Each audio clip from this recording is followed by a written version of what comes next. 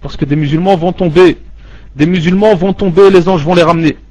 Et il va continuer, il va retomber. Un autre ange va le ramener. Il va être content. Ya Allah, qui tu es? Moi, je suis l'ange des sadaqat. Parce qu'un jour, tu as fait tel sadaqa. Oh, alhamdulillah, alhamdulillah que j'ai sadaq tel jour. Oh, alhamdulillah que j'ai sadaq. Ce jour-là, on va être content d'avoir sadaq. Aujourd'hui, on a dur de lâcher. Aujourd'hui, on a dur de lâcher les euros. Mais ce jour-là, on va dire, j'aurais dû lâcher plus. Et il va continuer. Et quand il va tomber, un autre ange va venir, va le ramener. Oh, alhamdulillah, qui tu es? Et il va lui dire, je suis l'ange des jeunes que tu faisais surrogatoire.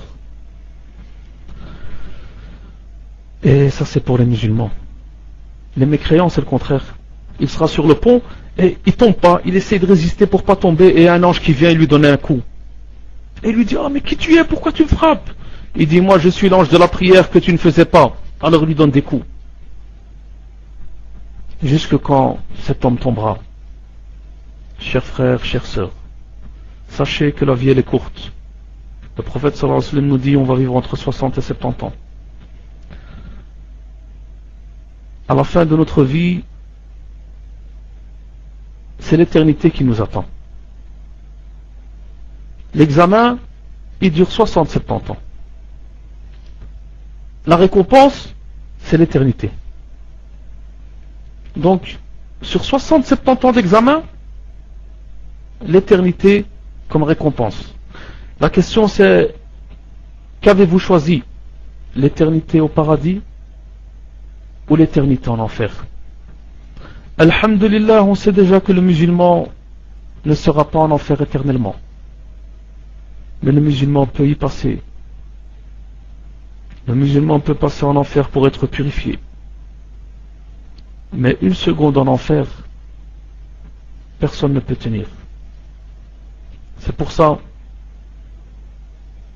je terminerai en disant, je ne vais pas prendre plus de votre temps.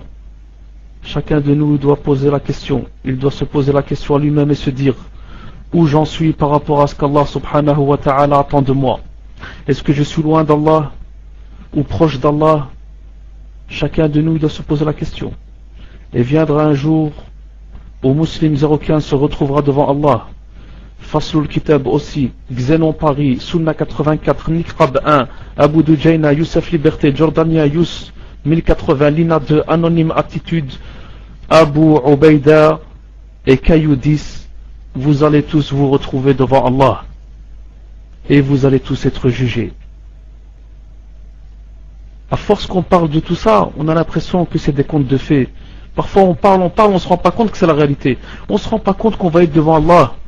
Mettez-vous ça dans la tête. Tout comme vous êtes devant votre écran, viendra un jour, c'est pas l'écran qui sera en face de vous. Mais c'est Allah. Et ce jour-là sera un jour terrible. Je terminerai en disant un hadith Qudusi où Allah subhanahu wa ta'ala nous dit: moi je veux et toi tu veux. Si tu fais ce que je veux, je te donnerai ce que tu veux. Si tu ne fais pas ce que je veux, je te fatiguerai